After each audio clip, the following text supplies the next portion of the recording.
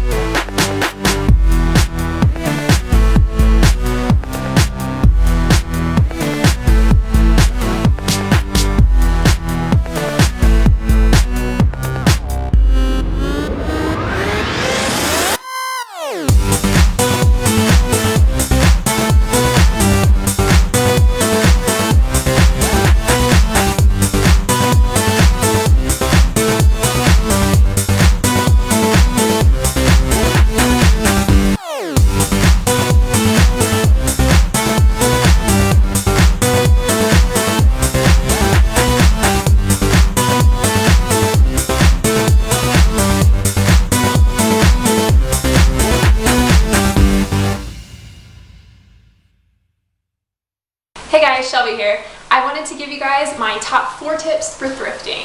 Tip number 1, it takes effort. In order to find some really good things, you're gonna have to dig around a little bit. You're definitely gonna have to get your hands dirty because thrift store stuff is kind of gross sometimes. And you're gonna have to look around a little bit more often than you realize. Thrift stores have a really high turnover rate, so something that they get on Thursday might go into the store Thursday evening and be gone by Saturday morning. So checking back often will help you find some of the best stuff that you can. As far as looking around a lot, I go to thrift stores all the time. When I was home over the summer, I would go to 3 different thrift stores at least once a week. So on one of those occasions, I found these, which may not look like much, just a simple pair of heels, but if you look at the label, they are Vera Wang Lavender, which means that they're one of the higher end Vera Wang lines, made to go with a lot of her bridal beauty type things. They are actually $475 shoes. I looked them up online after I got home. They feel like they've been worn about twice, and I paid less than $2 for them. Tip number 2, look out for chips, stains, spots, rips, holes, anything that makes your item less than perfect. There are some things that can be easily fixed, like if there's like some makeup stains or deodorant stains on a t-shirt, that's something that'll come out easy if you wash it. If a shirt's white and it has a few stains on it, you can bleach it and then stuff will go away. If you find a nice piece of glassware that's chipped, however, there's not really anything you can do about that. Like if knitwear has holes in it, sometimes you can fix it, but most of the time you can't. And some stores, like Goodwill, will give you a discount on something if you find a big problem with it. I found a dress at Goodwill once that had huge holes in both of the side seams, so they gave it to me for half off. But sometimes, you know, if you can't really fix it, there's really not a reason to buy it necessarily, so maybe put that back and let someone else get it. Tip number 3, deal days. Deal days are the best. Ark, which is one of the more popular places for college students in our area to shop, has several locations. There's 2 on Alameda that are kind of nearby. There's one if you take Alameda down past Union. There's one in the same shopping center as King Soopers. And then if you take Alameda all the way down towards downtown Denver, you'll find another good Ark down there. Ark has 50% off Saturdays, where 4 of their color tags are all 50% off. And then the rest of the week there will be 1 color tag that's 50% off. Goodwill changes their 50% off color tag on Sundays, and they also have student discounts, making cheap things just a little bit cheaper for us poor broke college students. And tip number 4, if you find something really cool, but you're not super interested in buying it for yourself, if it's a really good deal, you can actually buy it and then resell it on eBay and get a bit of a profit from that. You can also take clothes that are in good condition to places like Buffalo Exchange or Plato's Closet, where they will buy the clothes from you and you can get a little bit of cash back for that. So Sarah and I went to the thrift store today. I should preface this by saying we went on Halloween, so some of the stuff we tried on was a little bit weird. Some of the stuff we found was more goofy, costumey, but there is still a lot of great stuff to be found. Sarah found a pair of sneakers that were half off and fit her perfectly, which was great because she's been missing sneakers for a while. We found a DVD player that was half off, so it was $10.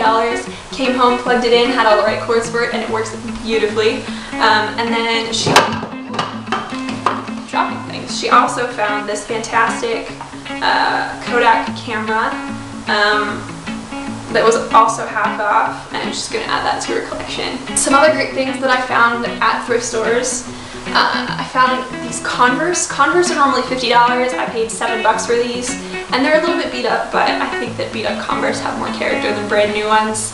I got this. This is actually a designer dress, Chloe. A bit more popular in the 80s and 90s, but still making clothes and perfume today. I paid $8 for this.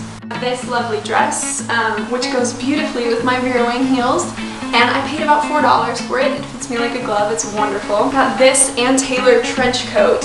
It's pure silk. I paid $15 for it, which is a little bit more than I'd like to spend at a thrift store, but it's pure silk, and it fit me wonderfully. It's great for this season. The 90s are kind of coming back with the whole loose, lack of fit thing, so really like this one. Thrift stores also have a lot of great homewares. Pretty much all of my dishes and glassware I've gotten from thrift stores. I have a bunch of these little ice cream dishes that were 25 cents a piece at a thrift store. This cute little kitchen clock that I think was $2 at Goodwill. There's also a lot of great decor, so I got these cool wall adhesive stick-ons at Goodwill. As you can see, they're still in the box and I haven't actually used them yet, but they're still really cool, and I paid less than half of what they would have been at Target.